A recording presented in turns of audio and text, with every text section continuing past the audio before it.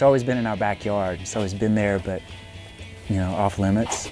It's tantalizing. It's one of those crags that, you know, everybody sees it, everybody knows about it. You can't miss it. You drive up to Horse Pens, you see the crag.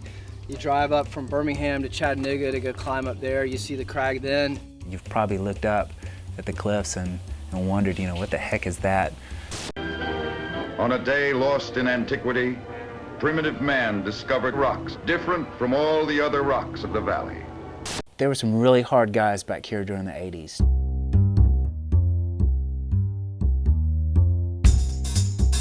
These guys that were more kind of icons than anything, like Mark Cole, Jeff Gruenberg, Gene Smith, Kurt Merchant, Maurice Reed. Rob Robinson has climbed here. There was a number of those guys that were just amazing. You know, you just heard stories of, but they were probably too big for you to even know at the time. I began climbing in the summer of 1982. I met Kurt Merchant, and we sort of hit it off. You know, we had the same ambitious motivation for climbing, and so Kurt and I became climbing partners for about 5 years, and just about every trip we went to Steele. The epitome of style in those days was a hand-tied 2-inch Swami belt with no leg loops. I climbed at Steele the first probably 2 or 3 years of my climbing period without chalking. At the same time that I was a gymnast, chalking heavily 4 days a week in the gym, but none at the crag. No bolts. Didn't know what the bolts were, really. We ended up going to Jamestown and Yellow Creek, and somehow Steele was next. It's something that we were very devoted to. Every weekend, you know, a lot of the same people would show up there and, you know, just hang out and camp, climb. Back in the early 80s, you know, if I saw somebody out in a day, I was lucky. There weren't many climbers around and not many female climbers at all. James Dobbs introduced me at that period to Sandrock. And I mean, I went to Sandrock for 2 or 3 years before I ever saw anybody. Went a lot of different places, but Steele was one of the favorites. It was a great place. Fell in love with it then.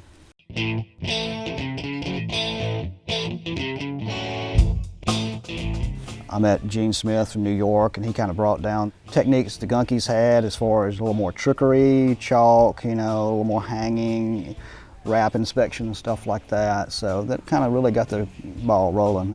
You know, it was easy for me to translate over my gymnastic style of training to rock climbing. That's why I took very quickly to sport climbing and sort of tweaked a lot of the local people there. I started doing some bolting at Steele, and but yeah, there were you know, 5'11s and 12s. I guess one of my early 5'13s is at Steele. But there was Flying Circus. There was a 12 CD that I put up there.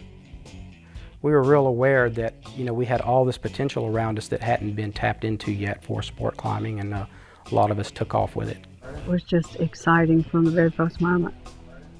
It was a destination camping spot for a lot of people in the Southeast, and the homeowners were very open to it. But later on, that all ended. I was talking to Teen Elliott one night a couple weeks ago, and he said one of the locals would show up with a shotgun and they would be climbing Bird's Nest Crack, and said they just go hide up in Bird's Nest Cave on top of the crack underneath Chandler's roof. And he's like, they just stay the rest of the day. He's like, hell no, we're not coming back down. The guy would pop off around every now and then, and then they just wait till dark and sneak back down. All these hard climbers would put up some really hard, bold routes, and then it was shut down. It's been shut since, I believe, 1987 because of climbers trespassing on the upper landowners' tomato fields. And so it's laid kind of fallow for 25 years. It's kind of always been one of those crags that's sort of, you know, what if we could open that crag? And everybody just got together. We just were really patient, made a lot of phone calls, and finally things opened up. We talked to the right person at the right time. This laborious process finally produced the new metal called steel. The Steel Age was born. You know, for years I've been driving past this cliff line on the way to Sandrock, Jamestown, up to Chattanooga to go climb. And I always have hoped that someday we'd be able to, you know, gain a foothold in here and acquire some of the property. And finally that dream is coming true. I'm super psyched about it. We've got 25 acres here and 2 very impressive cliffs that are on the property.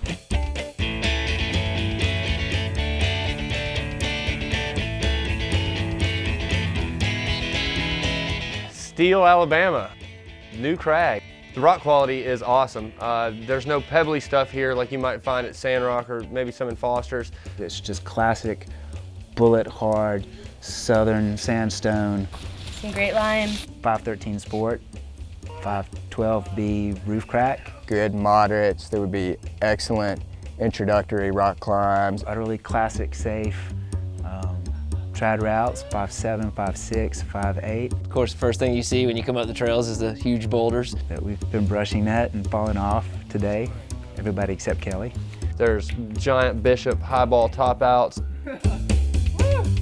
There's low traverses that go for 60 feet. There's powerful stuff, there's roofy stuff, there's slabby stuff. It's got all of that. Carbon steel, alloy steel, stainless steel, 1,000 kinds of steel.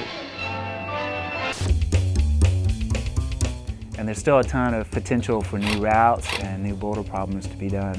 When Steele was officially closed down, there were no bouldering pads. This was the 80s. We did probably 10 boulder problems that were never been touched today. I really like it. I'm really impressed. I already have a project that I'm working on. I'm really excited about it. I'm looking forward to trying out the trad routes too. So it looks like I'm going to have to learn how to trad climb. 45 minutes outside of Birmingham.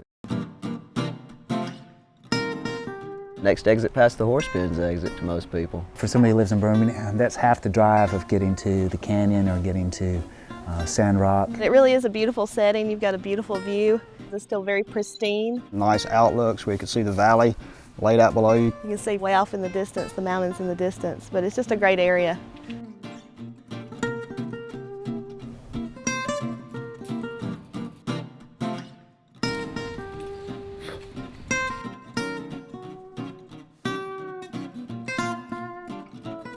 It gets afternoon shade, which is pretty sweet. The approach isn't too long. There's tons of parking here. We'll be able to park off the road, out of sight, out of mind, and we will no longer be traipsing through somebody's tomato fields to get to a crag. I'm still kind of dazzled that this day has come where Steele is going to be reopened. It's yet another stunning success story, Southeastern Climbers Coalition. Every bit worth it to have some place where we can set up camp and call our own. Pretty cool. Pretty cool. We're going to own it soon. And this is coming immediately after they've been able to reopen part of Yellow Bluff. Huge, huge effort, man. Jamestown, Boat Rock. I think it's a great thing that they're buying up all these crags that they can. If we don't buy it, there won't be climbing forever. I'm extremely grateful to the work of the SEC. It's time I sent them my $40 membership. It's wonderful. Absolutely the greatest thing, and I hope everybody, will contribute and do their part.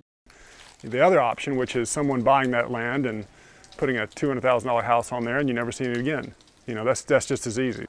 So we just gotta keep going, and it'll be ours. It'll be, our kids will own this crag. And it's going to be the summer of Steele. The progress of man is the progress of steel. The fashion choices, Everybody wants to know about the clothing. we look like ballet dancers, I guess. We all sported tights, and I don't know where the Lycra came from, but that was the rage. We'd go to the dance stores or secondhand clothing stores and pick out the wildest Lycra you could find. Wife beater tank tops and multicolors. The colors were all really bright, and we had our leotards on back in the day. So it was actually had pretty good freedom of movement in those things, but Lycra was cool.